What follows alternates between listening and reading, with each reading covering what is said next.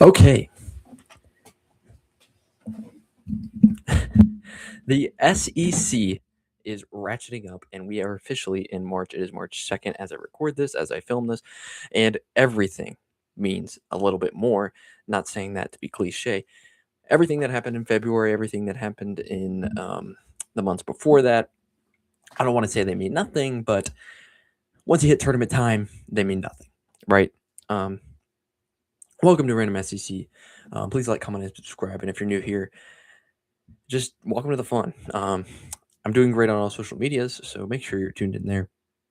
Still trying to grow this YouTube channel, so a subscribe would really be helpful. Now, let's get to it. All right.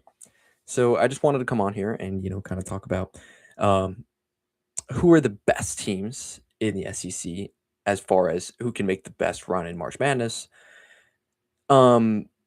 But also who is the team that, is an underdog, maybe a dark horse, maybe a sleeper. I don't know. And then also just talk about some other topics that relate to SEC basketball. But let's start with who and what and why each team in the SEC can or cannot go far in March. And let's start with the obvious team, the team, in my opinion, the only team, in my opinion, that can perhaps make a tournament, a national championship run, and it's the Florida Gators, right? I mean, we saw it Saturday against Arkansas. That was a dominant performance. That was honestly the most impressive performance I've seen all year. And I'm not just saying that. So Florida is a very, very good team. Everybody knows that. But the question is, can you get hot? Can your guards get hot? All this and that. If you play like you did against Arkansas on Saturday, I think you're going to be fine. I think you can beat any team in the country. There's obviously a lot of good teams at the top of college basketball. Arizona, Duke, Michigan, but I think they could be all likes of them. And March Madness, you're going to have some luck, right? And you're going to have some guys step up in the clutch. You had that Walter Clayton last year. I don't know if you have that this year necessarily. But Florida, the SEC champions, right? They're your favorite. And I think if you don't admit that, then I don't know. But Florida is by far the best team in the SEC, far and away the best team in the SEC, and can very easily make the best run in March. The question is, where will they be seated? I don't know. I want to say that they are the caliber of a 1 seed. I think they are the best team in the country, if not second, third, or fourth. So I think they should be a 1 seed, but quads, metrics, all that, they may end up dropping to a 2 seed, maybe even a 3 seed. They should be a 1 seed in my opinion, though. If they go on to sweep and win the SEC tournament, I think they were a lock at a 1 seed. That's hard to do, and I don't think that's necessary to do. And even if you are a 2 seed Florida, I don't think it matters too much because that means you're getting the weakest 1 seed in theory, and a 2 seeds path is not much it's not much harder than a 1 seeds path. That being said, I don't want to go out here and say that Florida's my national championship pick because when the brackets come out, they very well may not be mine. Florida's a team that they can be elite, but when paired against certain types of teams, they could definitely be exploited. Now, I've said it once and I'll say it again. Arkansas and Florida, that was the worst matchup for Arkansas as far as, just in terms of teams, the way they play.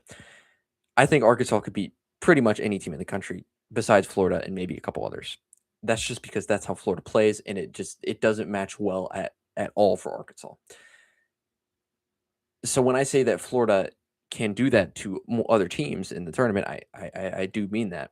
But there are teams that are going to be able to exploit Florida, and whether they'll win or not, I don't know. But there are going to be other teams that can exploit Florida. Okay, I mean they lost to Auburn, guys, so they're not indestructible. They're not.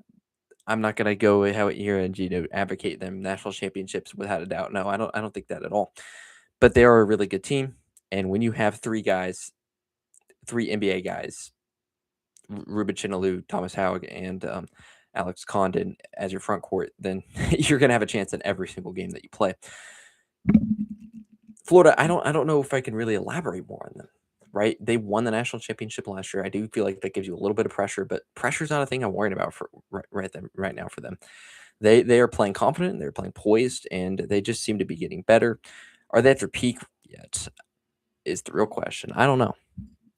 I want to say yes. I want to say that this is as good as they can be, but I've said it other times in this year, and then they have exceeded my expectations.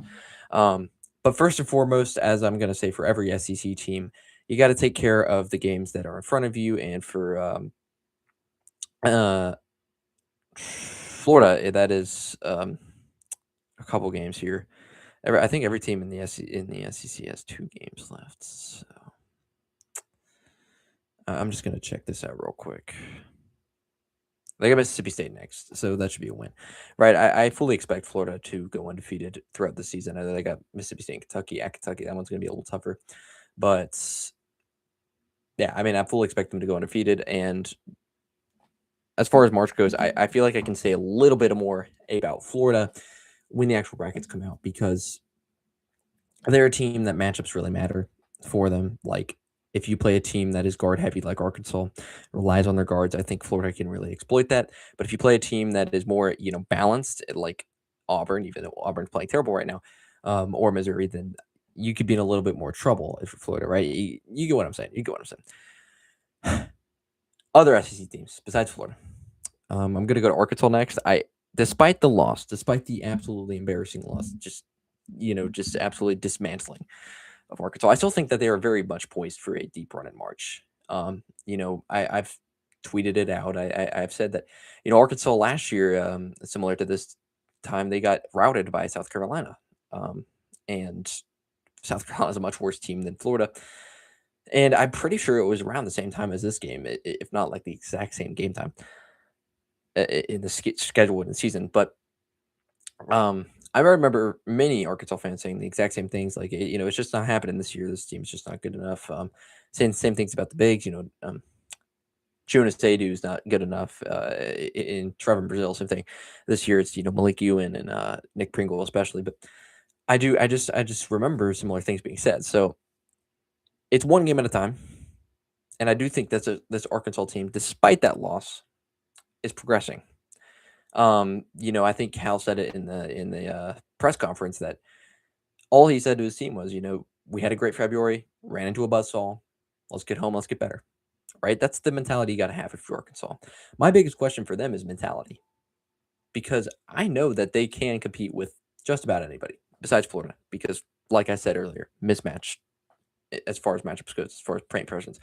But also, I could think they could definitely put up a better performance against Florida neutral court if they just don't get in their own heads. I think that's a really big problem for Arkansas. And you may say that's cliche, that doesn't actually happen, but it does. These are college kids, most of them, and that is a very true concern, especially for Arkansas. That's been Trevor Brazil's concern his whole career. DJ Wagner too. The only guy that really hasn't been rattled for Arkansas has been Billy Richmond. Even in that Florida game, he was playing lights out. He was playing extremely well. He's getting better every game. You're not worried about him as far as confidence goes, but you are worried about pretty much every other player. And I would have said no to Darius Acuff, but even in that Florida game, he looked rattled in the first half. I mean, he got to go into the second half too little, too late. But the question for Arkansas is mentality. And can you? I think these last 2 games of the season are vital. Can you bounce back? Can you prove to yourself that you still are a good team? It's not going to be easy. You got 2 decently tough opponents. You got Texas and Missouri, 2 tournament teams. So it's not like it's going to be a cakewalk to just boost your confidence. Now, you're going to have to do soul searching in this little time you have left before the NCAA tournament. But I do want to say, and I do want to stress that the SEC tournament, you can't really take anything from that as far as going into March. I get Florida won it last year and they won the national championship. That's an exception. As far as, like, you can't judge a team and the run they're going to have in March Madness by their performance in the SEC tournament. Arkansas did all right in the SEC tournament last year, but you would have not pinned them for a Sweet 16 run last year in, almost an Elite Eight run, Final Four run, based on their SEC tournament performance. So I just do want to say that I do think Arkansas has they poise, and I want to put them as ceiling as a Final Four, because there are teams that they're going to run into that they just can't beat. So, you'll address that in the offseason for Cal, but I do think this Arkansas team is still poised for a deep run. Like I keep pointing back to that, this team beat Texas Tech on a neutral floor with JT Toppin and all of Texas Tech fully healthy. The very next game, Texas Tech will go on to beat Duke. So it's like people will say, well, both teams have grown since then. Yeah, I agree. But, that's a good Texas Tech team either way, whenever they're playing. And they had J.T. Thompson then. So Arkansas really, really does have the ceiling. And that gives you a little more hope than some of these other SEC teams that I'm going to go over, and a lot of other teams in the country, that just don't have that key signature win to just prove to the fan base and to themselves that, we can beat elite teams. Arkansas has that against Texas Tech and Houston and Duke. They've really competed in those games. Michigan State as well. They definitely have it. But the question is matchups. The question is seeding. The question is mentality for Arkansas. That's my main concern. Alabama is another team, right? The way NATO's teams play, I don't want to pin them to a certain ceiling because it's all about the threes. Especially this team, it's all about the offense. It's all about the threes. It runs through that. Can you get hot in March? He's done it the last whatever years he's been at Alabama. He really hasn't let down in March, which is very, very surprising because usually a coach does it at least once or twice. It's very hard to just be as consistent as NATO has in March Madness.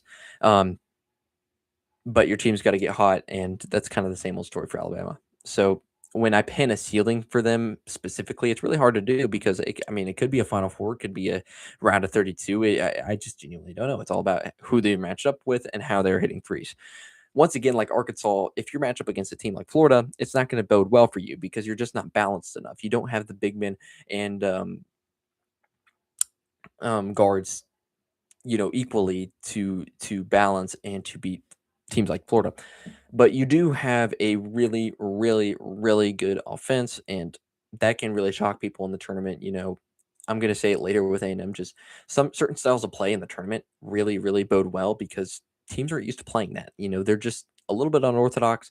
They don't always lead to national championship runs, but if you're a really elite at something like Alabama is, like Texas A&M is, like Arkansas is, that can really bode well in the tournament.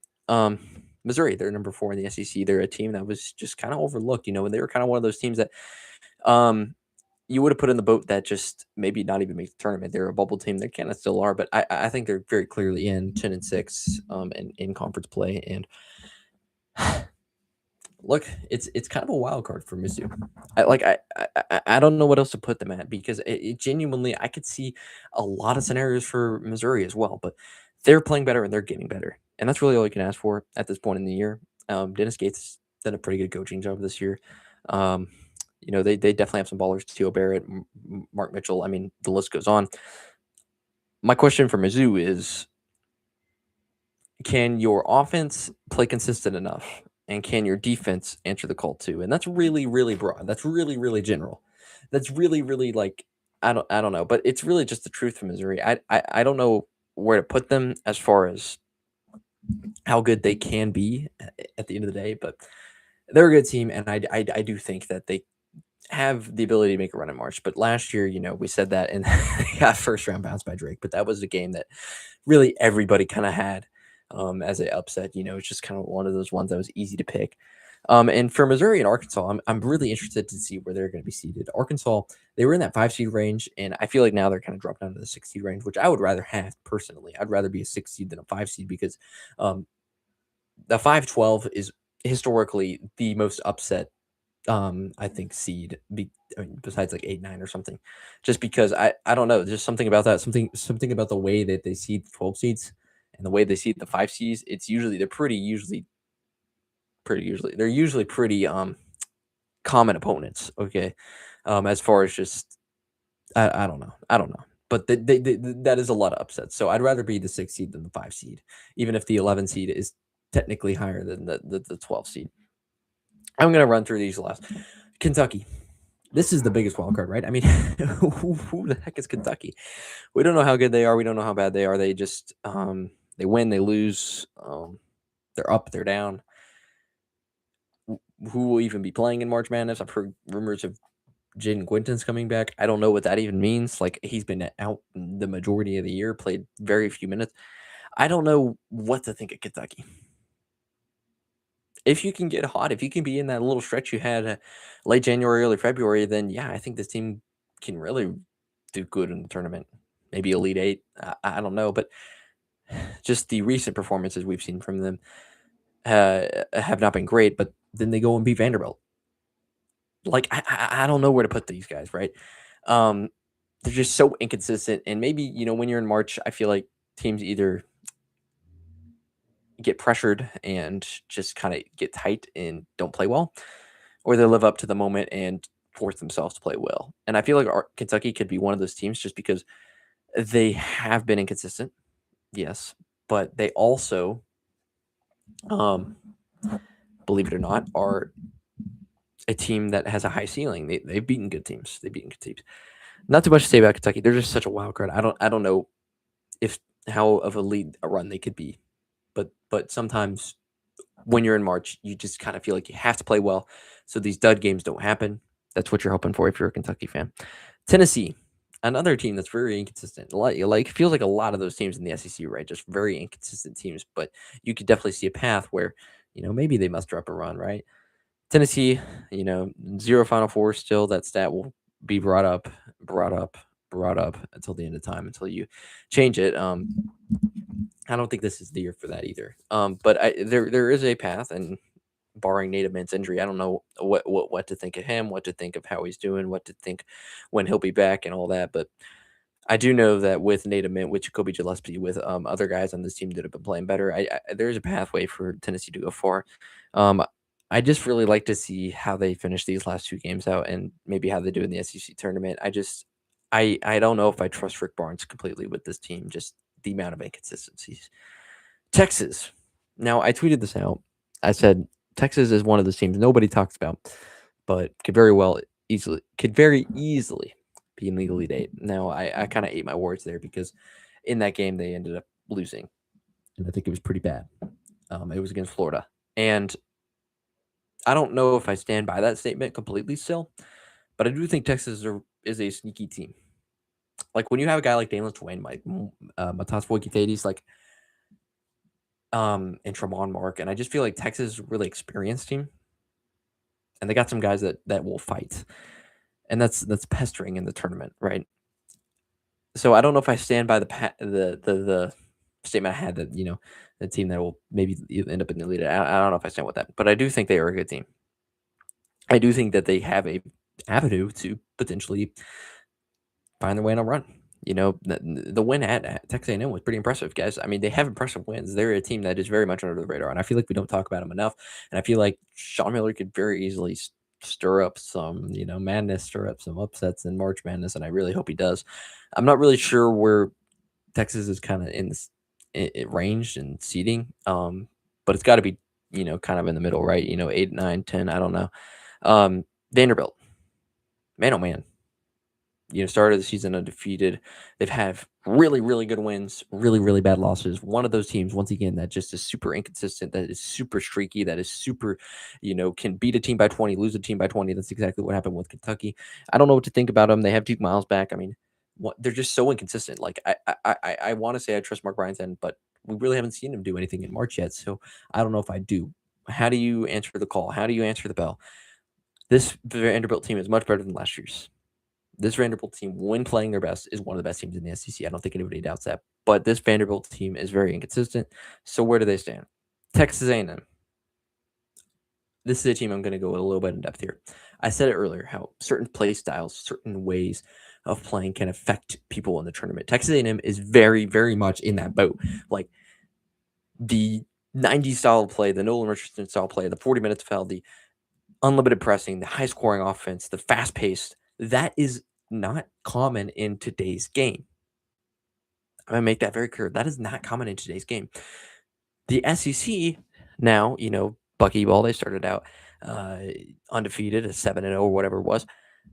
They've gone downhill a little bit. I think the SEC's figured it out a little bit.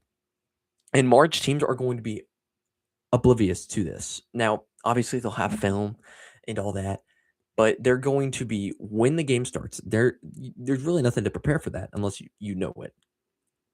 They'll know it by film, but when it comes time to play, in that first 5-10 minutes, and they're gassed, A&M can step on the throttle, and they can definitely make a run in March. And I don't care how bad they've been in February, they can make a run in March, just simply because of the fact that their play style is so unique that teams aren't used to it, And when it comes into the tournament, and we've seen it a lot. I mean, we see it time and time again with teams that are like this because there's very few of them.